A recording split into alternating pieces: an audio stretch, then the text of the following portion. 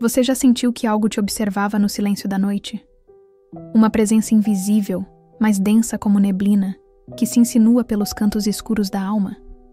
Talvez tenha pensado, há um obsessor me rondando. Mas e se, em vez de um espírito estranho, fosse um pedaço seu tentando ser ouvido? Na jornada espiritual, aprendemos a olhar para o alto em busca de luz, mas raramente olhamos para dentro quando a sombra se move. Existe um ponto cego entre a dor que vem de fora e a que brota do íntimo. Uma fronteira sutil, quase imperceptível, onde o sofrimento se mascara de ataque espiritual e o auto-engano se disfarça de mediunidade aflorada. Nem sempre é fácil distinguir quem está batendo à porta da consciência, uma entidade externa ou uma parte rejeitada do próprio ser. E quando essa distinção se embaralha, o perigo é aplicar o remédio na direção errada, afastando obsessores que não existem ou ignorando feridas que clamam por atenção. Este é um convite: perceber com mais clareza, sentir com mais profundidade e viver com mais responsabilidade emocional e energética. A travessia entre sombras e obsessores exige sensibilidade, coragem e honestidade. Não se trata de julgar, mas de compreender, porque no fim, o que importa não é se o vulto veio de fora ou de dentro, mas o que ele tem a nos revelar, sobre o que ainda falta amar, aceitar ou libertar em nós mesmos. Nem todo frio que percorre a espinha é causado por um espírito próximo. Às vezes, é o próprio corpo sinalizando uma memória esquecida. Nem toda voz que ecoa na mente pertence a um ser desencarnado. Muitas são apenas pensamentos antigos, gravados em ecos emocionais que insistem em retornar. Há uma linha tênue, quase invisível, entre o que vem do mundo espiritual e o que emerge do inconsciente. O Espiritismo nos ensina que espíritos afins nos influenciam conforme nossa sintonia. Mas há um detalhe muitas vezes negligenciado. A sintonia não nasce do acaso. Ela brota das sombras internas que ainda não foram compreendidas. Um espírito obsessor só encontra espaço onde já existe brecha. E essas brechas, muitas vezes, são feridas não curadas, culpas abafadas, impulsos reprimidos. A dor atrai a dor, assim como o medo atrai o medo. Confundir esses territórios é fácil. Um sentimento de angústia profunda pode ser interpretado como ataque espiritual, quando na verdade é o início de um processo de transformação interna. O ego espiritualizado, aquele que conhece os termos, os livros, os rituais, pode tentar afastar entidades, quando o que precisa ser afastado é o orgulho de não reconhecer que também há escuridão própria. A obsessão espiritual e a auto-obsessão caminham lado a lado. Ambas sugam energia, confundem pensamentos, roubam paz. Mas a origem é diferente. E é por isso que o discernimento é o fio de ouro dessa travessia. Discernir exige pausa, escuta, autenticidade. É preciso se perguntar: essa sensação é familiar? De onde vem essa emoção? Há um padrão se repetindo? A influência espiritual é real, mas nem sempre é ela que está no comando. Muitas vezes, estamos diante da nossa própria sombra, clamando por reconhecimento. E quando não a ouvimos, ela grita. Quando não a acolhemos, ela se manifesta como ruído, como perturbação, como um outro nos rondando. Mas esse outro pode ser, na verdade, uma parte nossa, perdida no escuro da própria alma. É nessa fronteira que mora o maior desafio, e também a maior chance de cura. Ver com nitidez onde termina o invisível externo e começa o invisível interno é abrir caminho para a verdadeira libertação. A sombra não é o oposto da luz, é o reflexo do que a luz ainda não alcançou. Ela não surge para nos punir, mas para nos completar. Tudo aquilo que rejeitamos em nós mesmos se esconde nas dobras da consciência, aguardando um momento de distração para se revelar. E quando o faz, não vem como uma visita gentil, vem como desconforto, julgamento, crise ou inquietação. A sombra é o espelho mais honesto que temos. Nela habita aquilo que não queremos ver, mas que nos constitui. não são apenas traços negativos ou impulsos desajustados. São também potências sufocadas, vozes silenciadas, desejos legítimos que não encontraram lugar. Aquilo que é negado não desaparece, se transforma. E muitas vezes se transforma em angústia, em autossabotagem, em projeções nos outros, ou em espíritos obsessores. É comum que, ao iniciar um processo de despertar espiritual, surjam manifestações que parecem externas. Pessoas nos irritam mais facilmente, memórias dolorosas emergem, sonhos perturbadores se intensificam.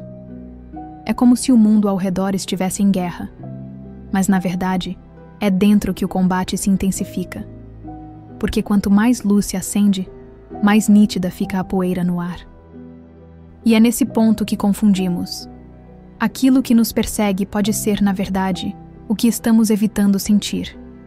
O julgamento que lançamos sobre os outros pode ser o julgamento que ainda não curamos em nós. A raiva que parece vir de fora talvez seja a raiva que foi reprimida por anos, agora procurando uma porta para sair. O Espiritismo fala da importância do autoconhecimento como caminho de libertação. E esse caminho passa inevitavelmente por reconhecer a sombra, não como inimiga, mas como mestra. Ela revela onde ainda somos reféns do passado, onde há medo, orgulho, carência ou desejo de controle. É ela quem nos aponta onde a alma ainda está fragmentada. Ao perceber isso, a obsessão espiritual começa a perder força. Porque grande parte do que julgávamos ser externo era, na verdade, interno.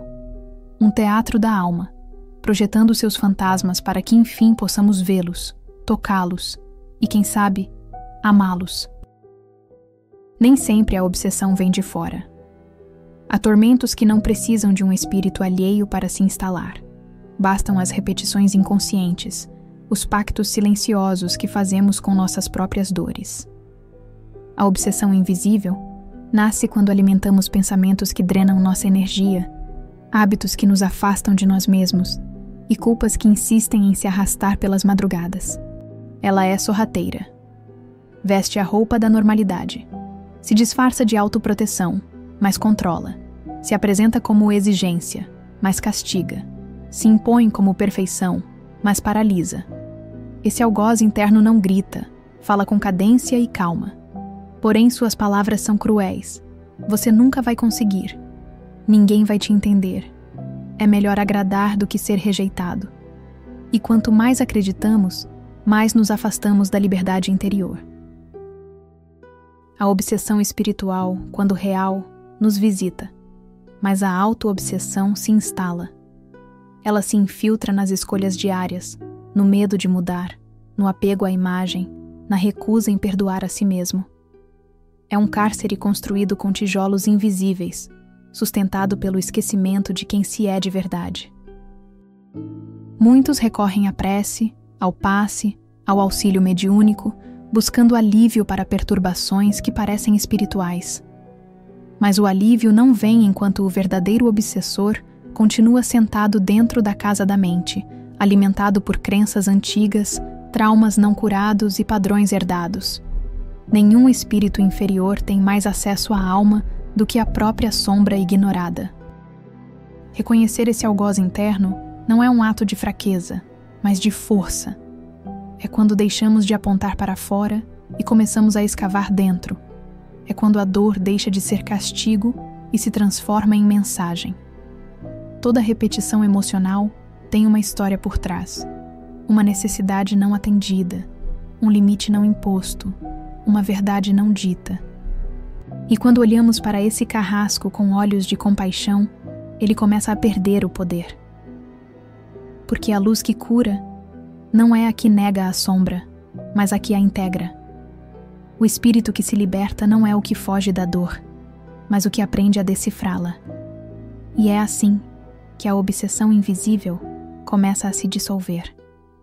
Quando deixamos de lutar contra o inimigo interno e começamos a escutá-lo. A mediunidade é uma ponte, não apenas entre mundos, mas entre partes de nós que ainda não se conhecem. Ela não é um dom reservado aos santos, mas uma sensibilidade refinada, uma escuta aberta que se estende além do visível. No entanto, antes de ser canal para o outro, é espelho para si mesmo. E muitas vezes, aquilo que sentimos como intuição espiritual é, na verdade, uma conversa antiga entre a alma e suas camadas esquecidas. Há quem veja na mediunidade um risco constante de assédio espiritual. E sim, há riscos. Mas o maior deles é usar essa sensibilidade para fugir de si, buscando fora o que precisa ser compreendido dentro. Não é raro que médiuns iniciantes confundam estados emocionais internos com interferência externa. Nem sempre é um espírito se aproximando. Às vezes é apenas a própria alma, pedindo silêncio, repouso, verdade. A mediunidade, bem compreendida, não nos separa do mundo terreno. Ela nos ancora mais profundamente nele. Porque quem escuta o invisível precisa antes aprender a habitar o próprio corpo, reconhecer os próprios limites, honrar as próprias emoções. É nesse solo que o canal se torna limpo. E é ali que se revela a chave da integração, a união entre sensibilidade espiritual e maturidade psíquica. Desenvolver a mediunidade é também um processo de autoconhecimento. É perceber que cada sensação sutil pode ter múltiplas origens, uma lembrança, uma presença, uma energia do ambiente. Por isso, quanto mais consciência emocional tivermos, mais claro será o discernimento mediúnico. O médium que conhece suas sombras tem menos medo do escuro espiritual. Há uma sabedoria silenciosa que se revela no cotidiano do sensível. Estar mediunicamente aberto não é apenas captar vibrações, é, sobretudo, aprender a decifrá-las. E esse aprendizado passa por ouvir a si mesmo com honestidade, nomear emoções, reconhecer padrões, cultivar o equilíbrio. Nesse caminho, o médium deixa de ser apenas um canal e se torna também alquimista. Transforma dor em compaixão, perturbação em clareza e medo em presença. Integra o espiritual com o humano, o invisível com o concreto, a sombra com a luz. Assim é que a mediunidade se cumpre em sua missão mais profunda: ajudar a construir um ser mais inteiro, mais lúcido e mais livre. Há momentos em que, por mais que mergulhemos na introspecção, algo não parece vir de nós. A inquietação tem um tom estranho, a tristeza não tem raiz clara, os pensamentos se atropelam como vozes de outra frequência. É quando o campo interno já foi vasculhado e, ainda assim, permanece um peso sutil, um frio que não vem do corpo, uma sombra que não nasceu da própria alma. Nesses instantes, a presença do outro se insinua. Nem todo desequilíbrio é psicológico, nem toda emoção é interna. Existem interferências espirituais legítimas, obsessores, consciências desencarnadas que se ligam às nossas vibrações por afinidade, desejo ou necessidade. Às vezes, são espíritos em sofrimento, buscando apoio onde encontram brechas. Outras vezes, são vínculos antigos que ainda persistem por laços de culpa, raiva ou apego. Mas como discernir o que é meu do que é do outro? Essa pergunta não tem resposta fácil, mas o caminho começa pela escuta profunda. O médium que se conhece, que sabe o sabor das próprias emoções, começa a identificar quando algo destoa. A presença do outro carrega uma vibração diferente, mais densa, mais repetitiva, mais insistente. Há sensações físicas, como cansaço súbito, calafrios ou palpitações sem motivo claro. Há ideias que se impõem com rigidez, pensamentos que não combinam com o tom habitual da mente. Reconhecer essa presença, porém, não deve gerar medo, mas responsabilidade. Porque o espírito que se aproxima encontra ressonância em algum ponto da nossa história. Nada se liga ao acaso. É pela porta que deixamos entreaberta que a energia entra. Uma mágoa não resolvida, um vício emocional, um desejo escondido de punição. A obsessão espiritual não acontece apenas por ataque. Ela se nutre de permissão inconsciente. Por isso, o trabalho de proteção espiritual não é feito apenas de orações e banhos energéticos, mas de decisões conscientes e diárias, escolhas que elevam a vibração, que limpam os pensamentos que cultivam leveza. E quando, mesmo assim, a presença do outro se faz notar, há recursos, passes, desobsessão, terapias espirituais. Mas o mais importante é compreender que, mesmo nesses casos, o encontro é sempre oportunidade. Porque no fim, toda aproximação, seja de um obsessor ou de um mentor, é um convite para rever algo em si. A presença do outro, quando bem compreendida, revela a profundidade do nosso próprio campo energético. É mais fácil culpar o invisível do que encarar o espelho. E assim, muitos se habituam a ver obsessores onde há apenas feridas mal cuidadas. Tornam-se reféns da crença de que tudo o que dói vem de fora, como se o mal só chegasse em forma de entidade, nunca como eco interior. Mas a obsessão, quando real, é atraída. E quando não é fabricada pela mente que foge de si. Essa é a armadilha da terceirização espiritual. Usar o plano invisível como esconderijo emocional, como muleta para não precisar caminhar com as próprias pernas. Não se trata de negar o mundo espiritual, mas responsabilizá-lo por tudo é um modo sutil de negar o próprio poder de transformação. É mais fácil dizer, estou sendo atacado, do que admitir, estou em desordem interna. O espírito inferior se acopla à dor reprimida. Ele não nos cria, ele nos espelha. E esse espelho, por mais sombrio que pareça, revela onde ainda há partes que precisam ser acolhidas. Por isso, o verdadeiro exorcismo não expulsa o outro. Integra a si mesmo. Não é fuga, é reencontro. Discernir entre sombra e obsessão é como aprender a escutar diferentes vozes numa floresta. Algumas vêm do vento entre as árvores. São internas, antigas, familiares. Outras sussurram de fora, tentando ecoar no que ainda não curamos. Separar essas vozes não exige pressa, mas presença. Tudo começa no silêncio. Meditar é como limpar a superfície de um lago. Só então podemos ver o que está no fundo. Na calma, percebemos o que vibra em nós e o que parece destoar, o que pertence e o que visita. Escrever também é escutar. Um diário, quando usado com honestidade, torna-se um espelho, revela padrões, mostra feridas antigas disfarçadas de novos conflitos. Ao registrar emoções, sonhos, momentos de queda e de crescimento, a nossa essência vai se compreendendo melhor. Há também o poder da palavra sagrada. O evangelho no lar, feito com simplicidade e coração, ajusta a frequência da casa. Ele não afasta apenas o que é estranho. Ele também convida o que é luz. Nesse ambiente, o que for sombra se revela sem disfarce. O autoconhecimento, guiado por terapia ou por reflexões profundas, permite que toquemos as raízes do medo e do desejo. E ali, onde a dor nasce, começa também a cura. E quando a presença do outro se fizer sentir, seja um peso no peito, uma ideia insistente, um arrepio sem causa, ao invés de perguntar, como me livro disso? Pergunte, o que isso está me pedindo para ver em mim? Por fim, ore. Não por medo. Ore por clareza. Que a oração seja ponte e não escudo. Que ela não peça fuga, mas força para enxergar. Porque integrar é isso. Deixar de fugir do escuro e acender a luz que já carregamos. Iluminar-se não é tornar-se imune ao escuro. É aprender a caminhar com ele sem se perder. As sombras que nos visitam, internas ou externas, não são inimigas a serem vencidas, mas mensagens a serem lidas com o coração desperto. A luz não grita, sussurra. E muitas vezes, sussurra a partir da dor, do desconforto, da presença estranha que nos obriga a parar e escutar. É assim que crescemos. Não negando o que sentimos, mas aceitando olhar para o que ainda não entendemos.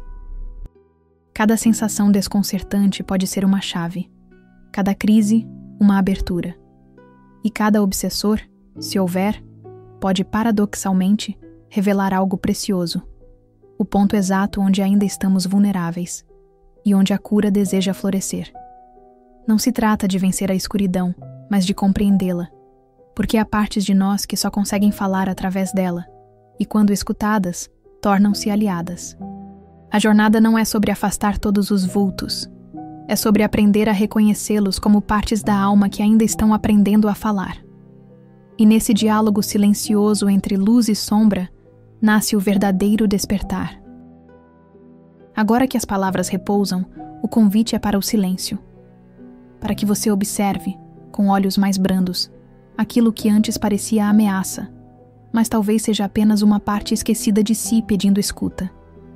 Se ao longo dessa travessia, algo ressoou dentro, acolha.